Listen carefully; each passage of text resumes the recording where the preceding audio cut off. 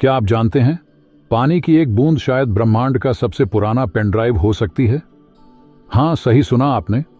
वैज्ञानिकों ने खोजा है कि पानी के अणु, जिन्हें क्लस्टर कहा जाता है, असल में जानकारी रिकॉर्ड और स्टोर कर सकते हैं। यानी हर बारिश की बूंद, हर नदी की लहर, यहां तक कि आपके गिलास में भरा पानी भी अपने भीतर अरबों डेटा छिपाए बैठा है। जैसे एक कंप्यूटर डेटा को स्टोर करता है, वैसे ही पानी भी सूचनाओं को संजो सकता है। इसकी अणु संरचना को समझना बिल्कुल वैसा ही है जैसे किसी भाषा के अक्षरों को समझना।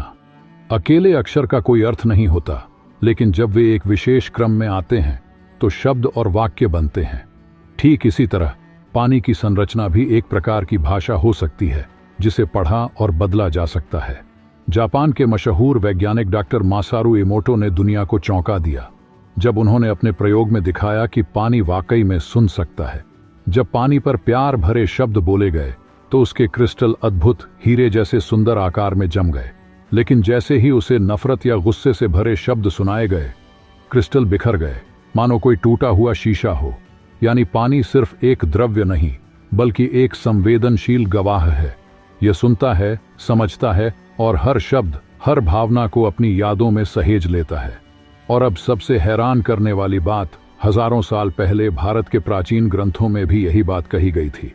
पानी को दिव्य ऊर्जा और सूक्ष्म तरंगों का वाहक बताया गया है। ऋग्वेद में जल को केवल शारीरिक शुद्धता का साधन नहीं, बल्कि मानसिक और आध्यात्मिक शुद्धि का भी स्रोत माना गया है। ऋग्वेद में पानी को अपसु अंतः यानी जल में अनंत रहस्य छिपे हैं कहा गया है। अब यह प्रश्न उठता है, क्या पानी वास्तव में हमारे विचारों और भावनाओं को ग्रहण कर सकता है? यदि हाँ, तो क्या इसका प्रभाव हमारे जीवन और ब्रह्मांड की संरचना पर भी पड़ता है? इन प्रश्नों के उत्तर खोजने के लिए हमें प्राचीन ज्ञान और आधुनिक शोधों को साथ लेकर आगे बढ़ना होगा। डॉक्टर मसारू इमोटो, जापान के प्रसिद्ध शोधकर्ता और वैकल्पिक उपचार विशेषज्ञ, ने वर्षों तक इस रहस्य को समझने का प्रयास किया कि क्या वास्तव में मानव चेतना पानी को प्रभावित कर सकती है। उनके प्रयोग सरल थे, लेकिन उनके निष्कर्ष अविश्वसनीय रूप से चौंकाने वाले थे। उन्होंने पानी के नमूनों को विभिन्न शब्दों, ध्वनियों और भावनाओं के संपर्क में रखा, फिर उसे जमाकर सूक्ष्मदर्शी के नीचे देखा। जो नतीजे सामने आए वे किसी जादू से कम नहीं थे। जिन पानी के नमूनों को प्रेम और आभार जैसे सकारात्मक शब्दों के संपर्क में रखा गया था, उन्होंने सुंदर, संतुलित और अद्भुत बर्फीले क्रिस्टल बनाए। इसके विपरीत जिन नमूनों को घृणा और क्रोध जैसी नकारात्मक भावनाओं के प्रभाव में रखा गया, उनके क्रिस्टल टूटे फूटे, असंतुलित और अव्यवस्थित दिखाई दिए। इससे यह संकेत मिला कि पानी केवल एक निर्जीव पदार्थ नहीं है, बल्कि वह हमारी भावनाओं और इरादों को ग्रहण कर सकता है और उन पर प्रतिक्रिया भी दे सकता है। लेकिन सवाल उठता है, क्या वास्तव में केवल विचारों से पानी की संरचना बदल सकती है? इस रहस्य का उत्तर हमें प्राचीन हिंदू ग्रंथों में मिलता है। हजारों वर्ष पहले लिखे गए वेदों में इस बात का उल्लेख है कि चेतना और भौतिक संसार के बीच गहरा संबंध होता है।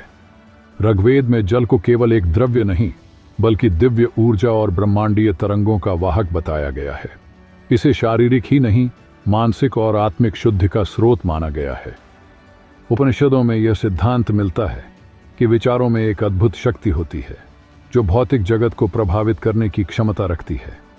यदि हमारी सोच वास्तव में हमारी बाहरी दुनिया को आकार दे सकती है, तो इसका अर्थ यह हुआ कि हमारी चेतना की शक्ति हमारी कल्पना से कहीं अधिक गहरी और प्रभावशाली हो सकती है। प्राचीन हिंदू परंपरा में मंत्रों के जाप का विशेष महत्व है। यह माना जाता है कि कुछ विशिष्ट ध्वनि तरंगों, जैसे ओम के निरंतर उच्चारण से न केवल वातावरण बल्कि मानव शरीर पर भी गहरा प्रभाव पड़ता है। योग शास्त्र के अनुसार जब पानी मंत्रों के संपर्क में आता है तो वह उन ध्वनियों की ऊर्जा को ग्रहण कर लेता है और उसमें एक विशेष स्पंदन उत्पन्न होता है। हजारों वर्षों से प्रचलित यह प्राचीन विधि डॉक्टर मसारू इमोटो के शोध से अद्भुत समानता रखती है। अपने प्रयोगों में उन्होंने पाया कि जब पानी को शास्त्रीय संगीत के संपर्क में रखा गया तो उसमें सुंदर और सुव्यवस्थित बर्फीले क्रिस्टल बने।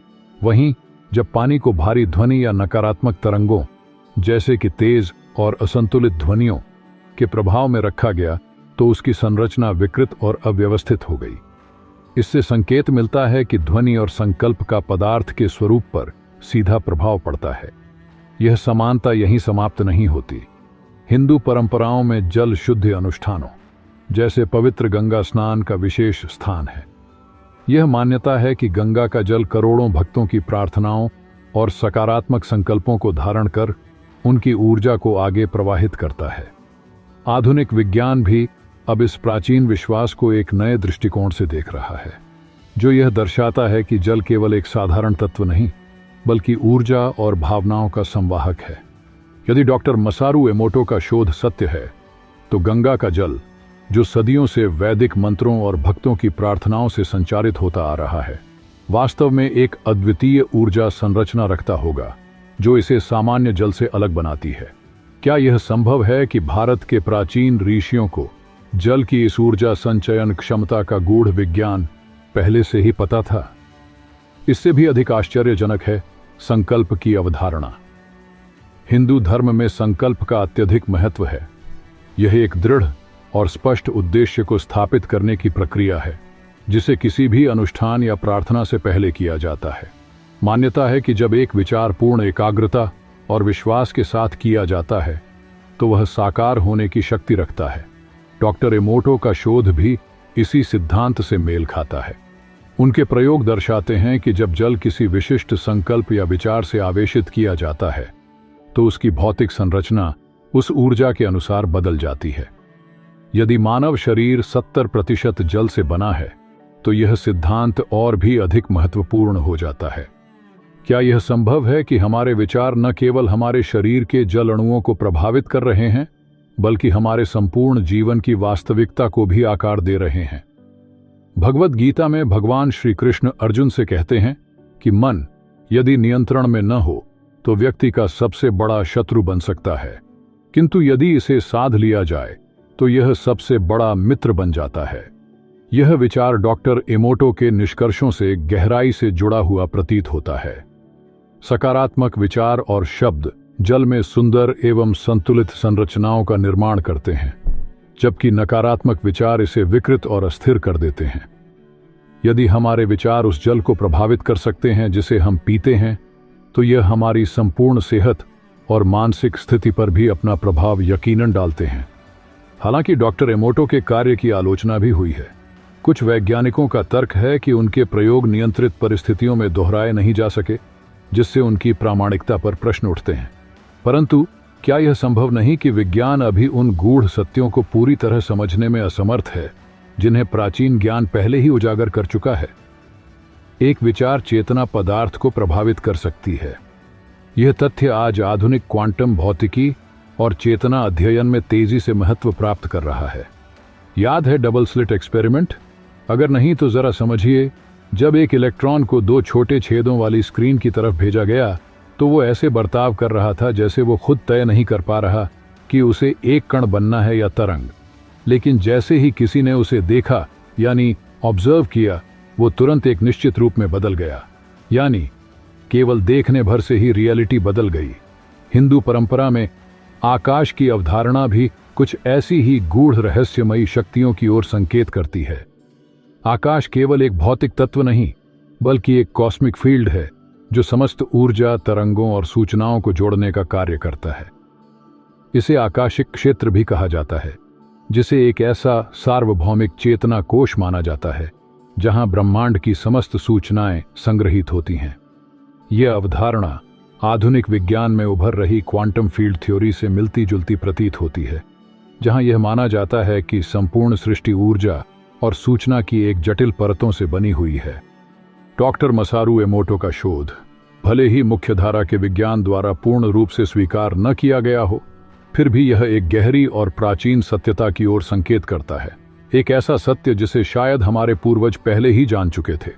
यह धारणा कि चेतना ब्रह्मांड से अलग नहीं, बल्कि उसमें गहराई से गुंथी हुई है, वैदिक ज्ञान का एक प्रमुख सिद्धांत है।